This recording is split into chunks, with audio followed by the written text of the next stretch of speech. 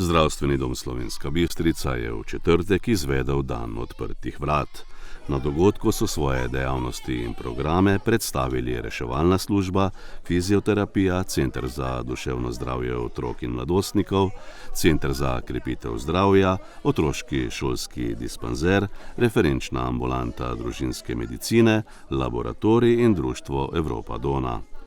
Reševalna služba je prikazala temeljne postopke oživljanja ter predstavila reševalno vozilo.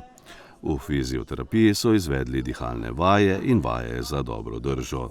Center za duševno zdravje otrok in mladostnikov je obiskovalcem približal načine obvladovanja stresa in pomoč otrokom v stresnih situacijah.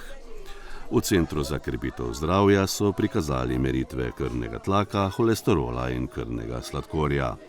Obiskovalci so se seznanili tudi s pomenom soli v prehrani ter z drugimi preventivnimi programi. V otroškem šolskem dispanzerju so prikazali pomen spremljanja obsega trebuha ter promovirali cepljenje.